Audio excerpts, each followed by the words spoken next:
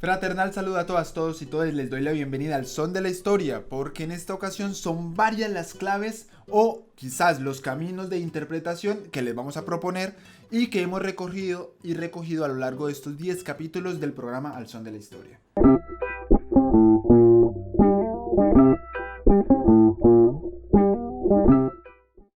Soy Daniel López Ávila y si te interesa saber cuáles podrían ser estos hilos que ya hemos venido hilvanando alrededor de esto y que de pronto podemos recoger para mirarlo desde una perspectiva más amplia, pues quédate hasta el final del video. Y si te gustan los videos te recomiendo que te suscribas al canal del Banco de la República, al canal cultural, les des like y por favor que compartas los videos que te gustan con tus amigas y amigues.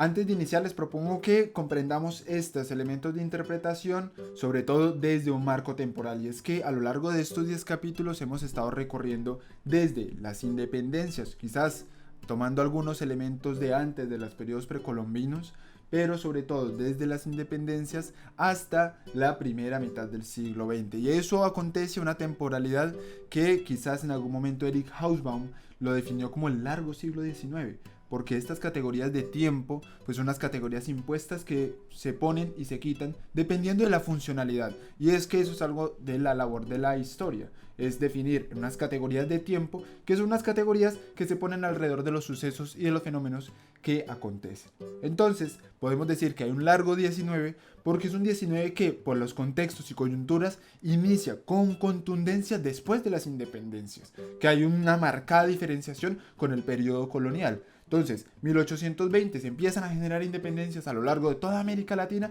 e iniciamos todo un periodo de república. Y un periodo de república que se va a alargar y va a mantener un proceso concreto y continuo de consolidación de las naciones hasta probablemente la caída de Wall Street, o también hay otra categoría temporal que marcaría el fin de ese momento, que sería la Primera Guerra Mundial.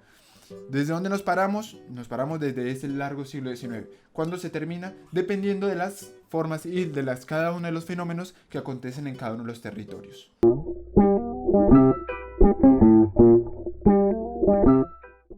Eso en términos de la temporalidad, de un marco desde el cual nos situamos y además podemos mirar, tenemos una forma y una temporalidad desde la cual nos podemos acercar a los fenómenos. Pero además de ello hay otra clave que es la que nosotros pudimos encontrar a lo largo de las tecnologías indígenas y estas tecnologías prehispánicas, y es que son unas tecnologías y unos saberes y unas claves que se enmarcan y se encuentran solamente a partir de los saberes denostados, de los saberes que poco se le han prestado atención y que la ciencia no los toma muy en cuenta. De ahí la importancia, por ejemplo, de acercarnos a la territorialidad, a caminar, a andar, a entender la historia depositada en el territorio, pero todo ello solo es posible si se desbloquea desde esta forma de conocer desde la botánica. La botánica entonces podría ser la forma en cómo podemos desbloquear estos saberes y por lo tanto estructura una de las claves de interpretación, y es que los saberes contrahegemónicos, los saberes subalternos, los saberes denostados, hay que ponerles atención para poder interpelar e interpretar esta realidad de latinoamericanas.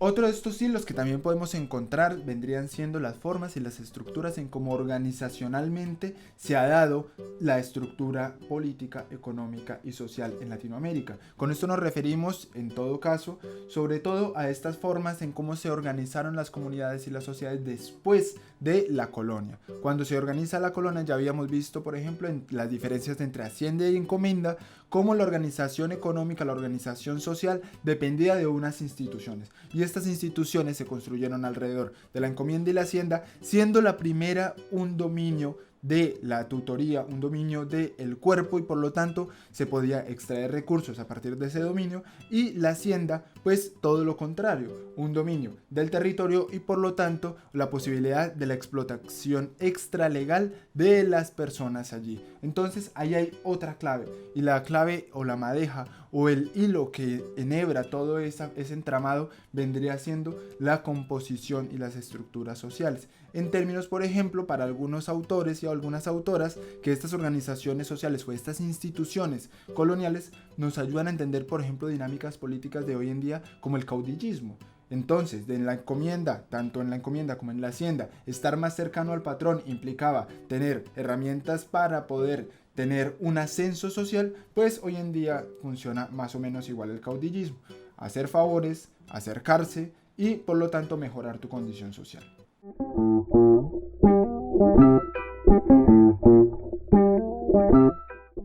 Instituciones coloniales y organizaciones sociales. Pues además de ello podemos también tener en cuenta la forma en cómo se han venido extrayendo los recursos naturales de la Abya Yala para tener también un panorama de cómo las naciones-estado, estas conformaciones, se han venido anexando a todas las relaciones internacionales, sobre todo al mercado mundial. Y ahí es donde está una de nuestros hilos que enhebran toda esta madeja. Y es que más allá de la fascinación que puedes darnos saber que después de la explotación de muchos años de la mina de Potosí, luego regresan otra vez estas comunidades europeas ahora a explotar caca de ave y a pagarla con la misma plata que explotaron de Potosí. Más allá de esa fascinación, tenemos es que tener en cuenta de qué manera se juegan todas estas relaciones de la conformación de los estados nacionales y los mercados nacionales y los mercados internacionales, sobre todo teniendo en cuenta que la revolución industrial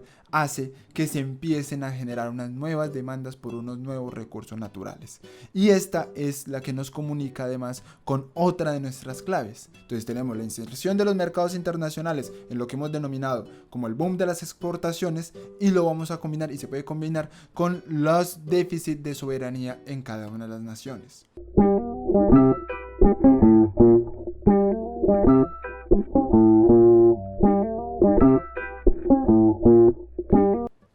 Y es que cada una de las naciones y las conformaciones de los estados nacionales en todo lo que fue la segunda mitad del siglo XIX y principios del siglo XX, pues fue un lío, y por eso nosotras y nosotros tuvimos todo un capítulo sobre los conflictos o algunas de los conflictos que existieron aquí en Latinoamérica, alrededor sobre todo de la cuestión de la soberanía y alrededor de la extracción de los recursos naturales. Y es que si combinamos estos dos elementos nos damos cuenta que hay unos intereses particulares en algunas clases hegemónicas y dominantes que han hecho que unos recursos y algunas porciones de territorio se vuelvan zonas de conflicto por los intereses justamente de la explotación de estos recursos y de las necesidades de los mercados internacionales.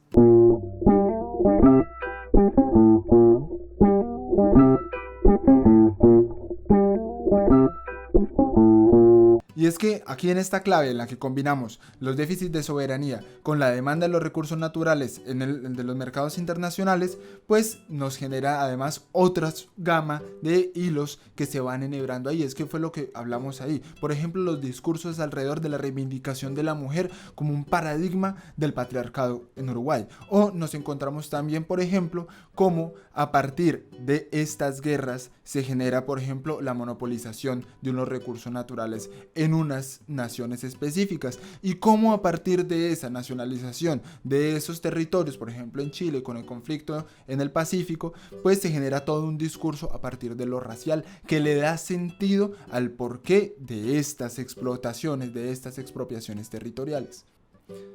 Y es que cada uno de estos elementos, tanto lo económico, la inserción a los mercados internacionales, las soberanías nacionales y las cuestiones de la raza, pues nos empiezan a generar elementos desde los cuales no vamos a poder explicar de totazo toda Latinoamérica a partir de una de estas solas herramientas, pero quizás sí, con la combinación de varias de ellas, podemos empezar a generarnos todo un aparataje, toda una tela, un manto sobre el cual podemos auscultar y podemos mirar desde una escala de observación mucho más amplia, mucho más compleja, porque ninguno de los elementos, ninguno de los conflictos, ninguno de estos sucesos o fenómenos se entiende por sí solo, sino que debe estar totalmente amarrado con otros fenómenos.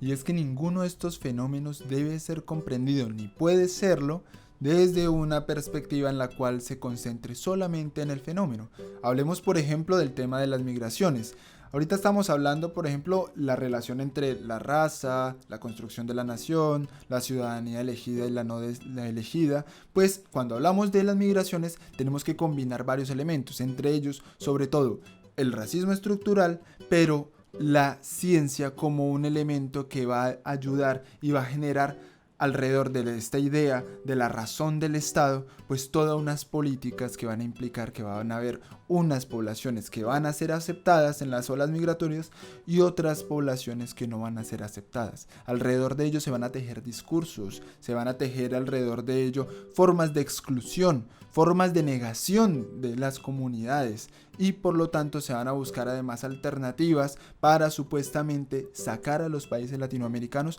de los atrasos que les había generado su misma condición genética.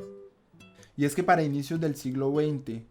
justo cuando se estaban generando todos estos acontecimientos al mismo tiempo, porque si nos damos cuenta, lo que es el siglo XIX, inicios del siglo XX, es una época de muchas transformaciones, pues también se estaban generando estas oleadas migratorias que revisamos y las cuales también cambiaron todo el panorama demográfico. Ya sabíamos que teníamos unas migraciones desde la época colonial, unas migraciones que fueron obligadas, unas migraciones que fueron a raíz de tanto el esclavismo como de la explotación sin fin de los recursos naturales. Pues ahora, en el siglo XIX, principios del siglo XX, también se van a dar unas migraciones,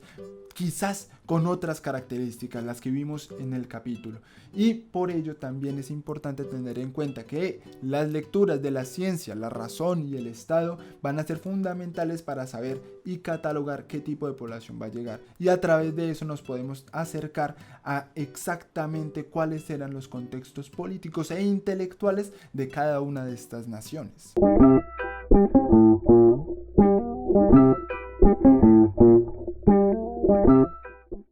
¿Y dónde, en qué lugar, en qué espacio se van a generar tanto las transformaciones producto de las explotaciones de los recursos naturales como estas grandes olas migratorias? ¿En qué espacios? Pues en Latinoamérica el concepto de frontera va a ser un concepto fundamental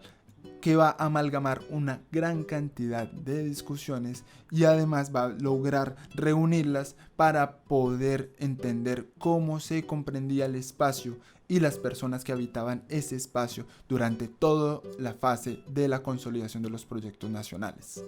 Pues justamente desde las fronteras, desde la relación entre las misiones y las fronteras, es desde donde nos situamos para generar otra herramienta de análisis. Y es que el concepto de frontera debe ser no solamente criticado, no solamente revisado, sino que debe ser también utilizado como una forma de lectura de las documentaciones, como una forma de lectura de las políticas de gobierno, de las políticas económicas, de las políticas poblacionales. Estas cuestiones, por ejemplo, de poblar para gobernar y gobernar poblando, se generan solo y únicamente desde las regiones, desde las fronteras.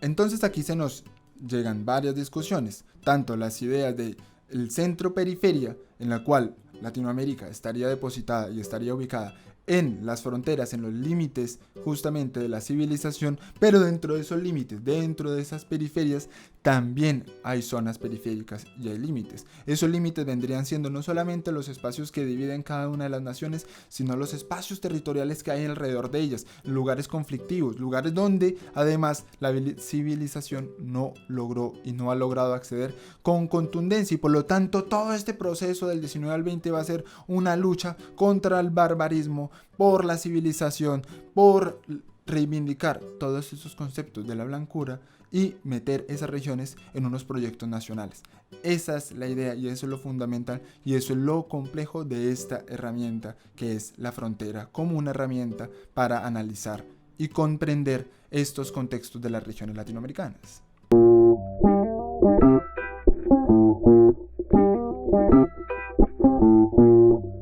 Y bueno, por último, pero no por ello menos importante, también tenemos todas estos conceptos y todas estas herramientas que se han generado desde lo sonoro, desde lo cultural, desde lo artístico, desde todo aquello que se conforma y se consolida como productos creativos de las comunidades, de las sociedades, de los sujetos, de los individuos, y que además se ha venido utilizando desde algunos elementos como el folclore para reivindicar algunas cosas de las cuales no tiene un contexto claro. De hecho, la relación entre los bailes que llamamos tradicionales, el folclore y la construcción nacional, pues es una relación forzada, es una relación que se genera justamente a inicios del siglo XX como otro mecanismo más para poder generar estos elementos simbólicos que hablen, que llamen, que generen identidad en las personas. Y este es otro elemento que podemos nosotras y nosotros tener en cuenta para poder estudiar esta Latinoamérica. Este elemento vendría siendo la imposición de unas formas simbólicas de pensarnos y repensarnos el territorio y sobre todo a nosotras y a nosotros mismos. Entonces en este capítulo lo que hemos estado y lo que hemos buscado es encontrar estos elementos desde los cuales nos hemos ubicado para generar los diferentes análisis. Entonces claro, está la música, las migraciones, la idea de la frontera, los conflictos, la explotación de los recursos naturales, la forma en cómo se construye el Estado Nacional, la forma en cómo se diferencia la ciudadanía que se quiere y la ciudadanía que no se quiere en términos de lo racial, de lo científico y de las músicas. Este es un capítulo que tiene toda la intención de reflexionar alrededor de este sistema de análisis que podemos utilizar para acercarnos a esa Latinoamérica